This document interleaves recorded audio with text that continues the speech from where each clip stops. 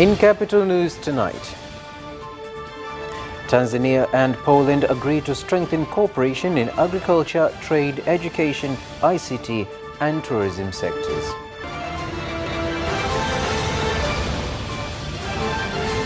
Tigo gives 30 million shillings to the winners of the Magifti Double Double campaign.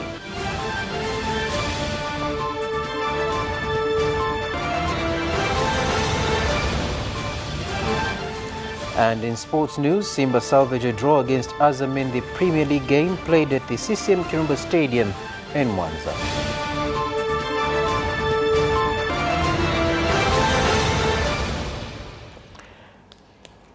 A very good evening to you, ladies and gentlemen. This is Capital News at 9:30. My name is Carlos Banda. First, the national news. The government of Tanzania and Poland have agreed to strengthen cooperation between the two countries in the areas of agriculture, trade, education, ICT and tourism sectors. This was revealed during a press briefing at the State House in Dar es Salaam. President Andrzej Duda is in Tanzania on official tour, where he was given a special reception at the State House prior to talks with President Samia Suluhu Hassan. Tumekubaliana kuendelea kuimarisha ushirikiano uliopo na kuhamasisha uwekezaji zaidi kwenye sekta za kimkakati kama vile viwanda, uzalishaji, nishati, madini, gesi asilia na uchumi wa bluu. Nimemshukuru Mheshimiwa Rais Duda kwa utayari wa nchi yake kupitia wakala wa mikopo ya usafirishaji au kule kwa wanaita KUKE kutoa bima kwa benki za biashara kwa ajili ya kutekeleza mradi wa reli ya kisasa kwa vipande vya Makutupora hadi Tabora na Tabora hadi Isaka. Sasa ili kuchochea zaidi utalii pamoja na biashara, tumewaelekeza wataalamu wetu kuchukua hatua zitakazowezesha kuanza kwa safari za ndege moja kwa moja kutoka Poland na kuja Tanzania, na tumeweka ombi letu hilo kwa msisitizo mkubwa kwa wenzetu wa Poland. Kwa upande wake, rais wa Poland amesema anaamini wawekezaji kutoka Poland watakuja kuwekeza Tanzania. Uwekezaji utaongezeka zaidi kutoka kwa wajasiriamali na wawekezaji wengi kutoka Poland, na hata katika eneo la viwanda, kwa mfano kwenye maeneo kama swala zima la kutengeneza ajira, kutengeneza mifumo ya kisasa ya kibenki. The second consignment of imported sugar has arrived in Dar es Salaam from Brazil to address the sugar shortage situation in the country, with distribution of the commodity to other regions already underway. Mheshimiwa Rais kufuta kodi ya VAT.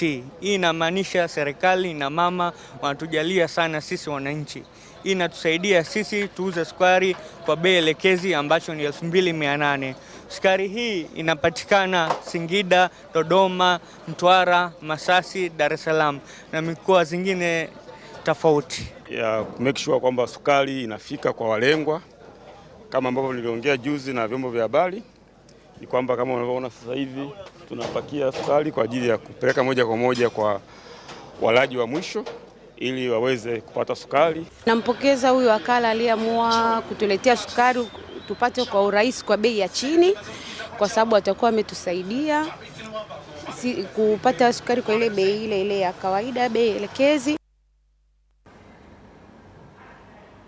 And moving on, more than 100 houses at Masanga Rubabi Mwasenga Street in Buhanda Ward, Kigoma Ujiji Municipal in Kigoma region have been flooded by water following heavy rains, forcing residents to dig up trenches to clear out the water in the area. Mitaro ambayo ilijengwa na TARURA haikujengwa kwa viwango, na hata hivyo inapelekea maji yanayotiririka yasiende kwenye mkondo ulio sawa sawa, na hivyo inapelekea tope linajaa, maji yanavamia, yanakosa uelekeo, yanakuja kwenye majumba yetu. Kwa hiyo wakazi wengi tumeathirika sana. Kwamba wananchi unavyowaambia hapa, wao kwanza walisha kuwa na vifua vyao vilishajaa mambo mengi. Kwa sababu hii hali ya hewa ilishawahi kutokea na imevunja nyumba za watu. Halafu ilishawahi kuja hapa huko nyuma. Hili jambo halikutekelezeka na bado imerudia tena. Nimefafanua kilichonileta wakati huo. Kwamba wananchi hivyo waona nyumba zao zilishabomoka. Sawa. Watu walishabomoa nyumba zao kwa ajili ya maji. Sawa. Lengo sasa ni kwa sababu tunahitaji tuone jinsi gani ya kuweza kutatua hili changamoto ili haya maji yanapokuja yasiendelee kuathiri. Haya maji yote yanashuka kuja wapi? Tunawasaidiaje hawa wananchi ambao maji yanapomokea kwao? Na ukizingatia kipindi hiki ndio kipindi cha bajeti, ndio maana tukamwambia twendeni tuone eneo hilo linaweza kufaa kuwekwa mfereji ili si tumshauri. Sasa hata tuambia nendeni mkapime, mletee makadirio, pamoja na kwamba kuna changamoto ya makazi haya yapo kwenye mabonde, lakini ni makazi ya watu. Kuwepo kwenye bonde bado hakujaondoa hadhi ya mwanadamu kulindwa uhai wake. Kwa hiyo tunachukua taarifa hizi tunazifikisha ofisi ya manager. Nafikiri yeye atachukulia umuhimu wa dhati kabisa kwenye tatizo lililo. Some members of parliament have called on the government to come up with deliberate plans and strategies in order to eliminate the illegal trade of human trafficking, particularly of women and children, that has been growing in the country due to the existence of agents. The MPs made the statement in Parliament in Dodoma when debating the 2023 report on activities implemented by the Foreign Affairs, Defence and Security Parliamentary Committee. Kamili. Lakini akifika huko anakuta maadili ya Tanzania sio. Anatakiwa akajiuze au akafanye kazi iliyokuwa sio. Serikali iangalie jambo hili, ni jambo linaumiza, ni jambo linawaumiza vijana wetu, na iko two-way traffic. Wengine wanatoka nje wanaletwa hapa nchini, tuliona wananchi kutoka Asia waliingia, lakini kuna wanaotoa pia hapa ndani na kuwapeleka nje ya nchi. Wakifika huko nje ya nchi wananyang'anywa passport, wanatendewa matendo magumu sana, Mheshimiwa Mwenyekiti. And heading on to Manyara region, the District Commissioner of Hanang in Manyara region, Janet Mayanja, has called on residents and tourism stakeholders to remain patient as the report on the cause of the mudslides that occurred on Mountain Hanang last year is being prepared so that the government can make the right decisions on development and economic activities that can be implemented in the area. The statement comes as the aid for the mudslide victims continues to arrive in the district. Rasmi ya nini kilitokea tarehe 3 mwezi wa 12 kwenye hifadhi ya asilia ya Mlima Hanang. Hiyo itatusaidia na sisi kuwa na uelewa, lakini pia kwa sababu hata wananchi nao wanatamani kujua nini kilikuwa kimetokea kwa ajili ya usalama wao, kwa ajili ya kufikiria kwa ajili ya baadaye kwenye maeneo yale ambao wanaoishi.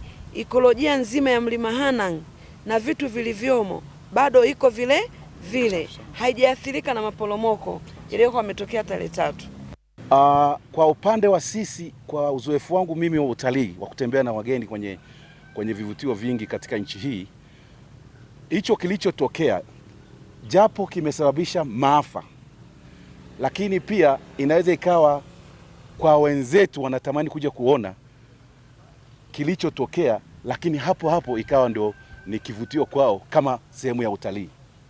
Kwa hiyo hakuna tatizo kubwa litakalotokea kwa wageni ukiuza Mlima Hanang, maana mlima upya tunaouza ni moja ya kivutio katika nchi hii hasa cha utalii.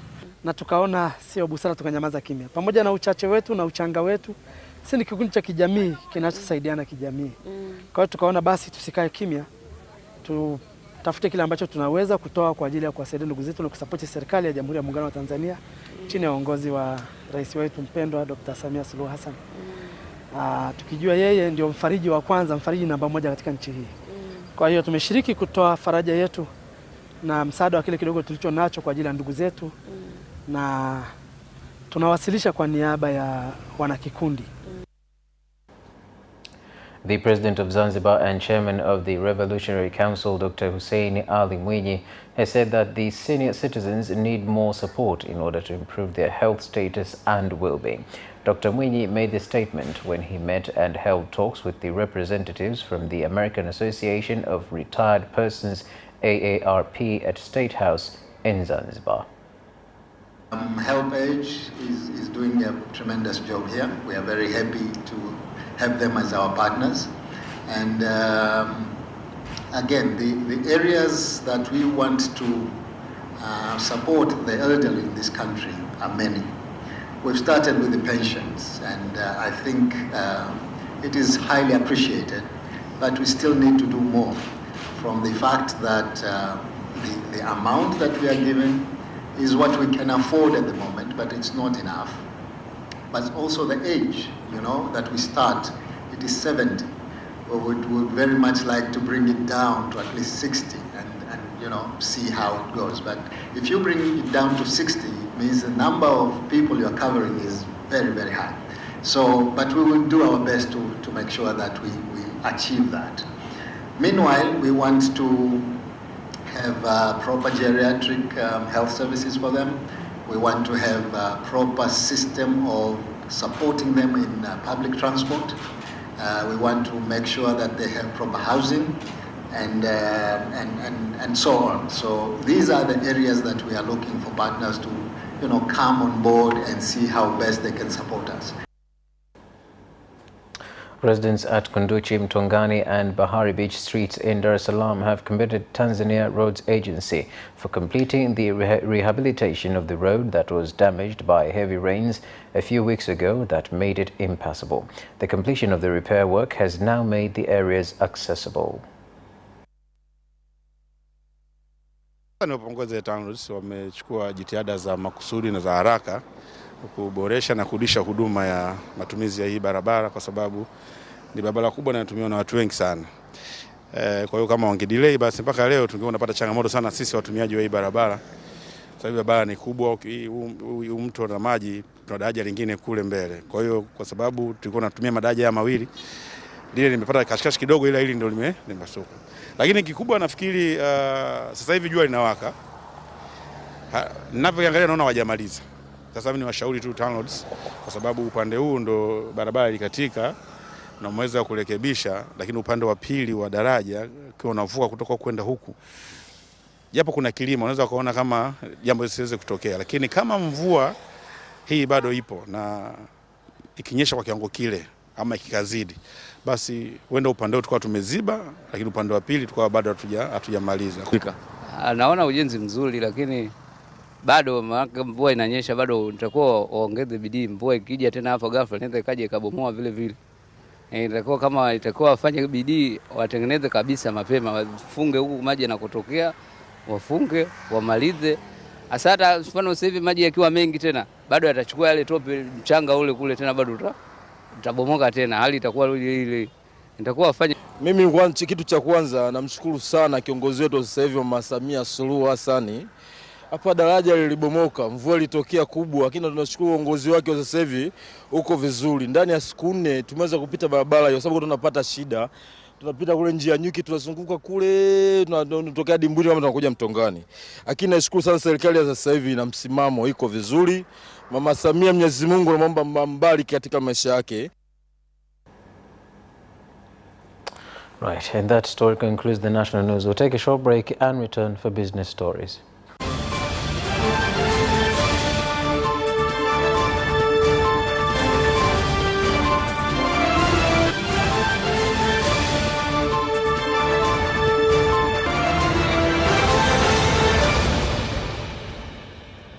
Welcome back, and now business news.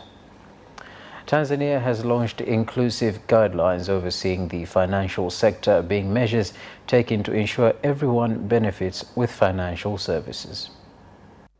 Kwa hiyo tumekuja na hizi kanuni zitakazosaidia mabenki na taasisi za fedha ili ziweze kutekeleza majukumu yao vizuri zaidi. Kwa hiyo katika kikao hiki ninaamini viongozi na wakuu wa sekta ya fedha hapa nchini watafanya majadiliano ya kuangalia namna bora ya kufikisha huduma hizo kwa walengwa. Tunaamini kwamba kwa sababu ya maendeleo ya kiteknolojia itawezekana kuyafikia makundi haya kwa gharama nafuu zaidi, na ndio lengo hasa. Siku hii ya leo umeona wakuu wa mabenki wako hapa kwa siku nzima kujadili swala hili. Now, in the telco sector, mobile phone company Tigo Tanzania has handed over a check of 30 million shillings to the winner of the Magifti Double Double campaign that is drawing to an end. Ni mshindi wetu wa shilingi milioni 30. Okay. Huyu ni mshindi wetu wa kwanza kujishindia milioni 30 na zoezi lilikuwa ni ndogo tu, kwa laini ya Tigo, kununua vifurushi kutumia Tigo Pesa na akaweza kuingia kwenye draw na kujishindia shilingi milioni 30.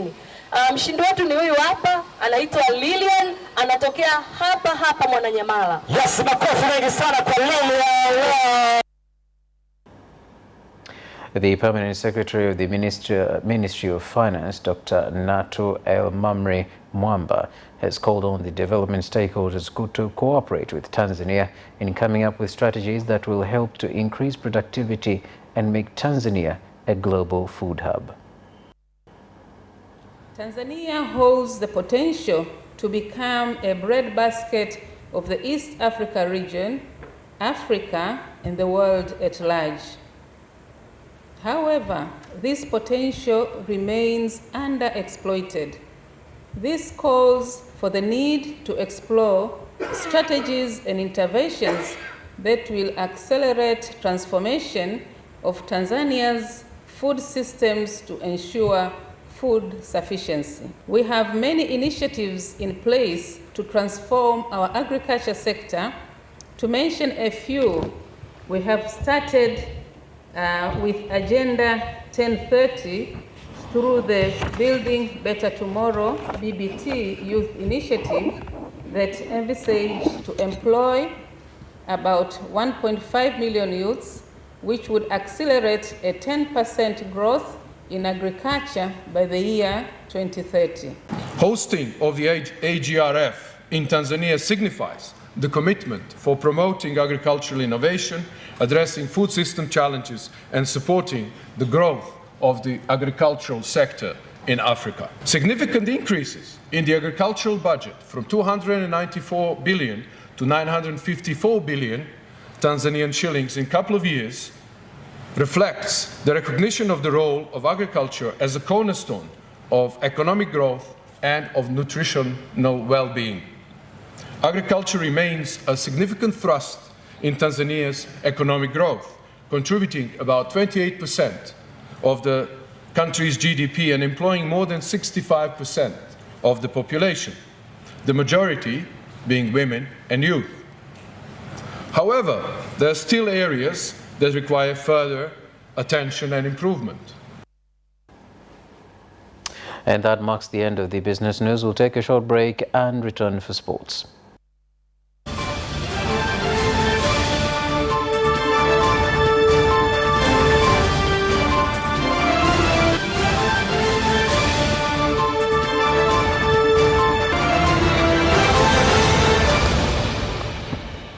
Welcome back, and now sports news.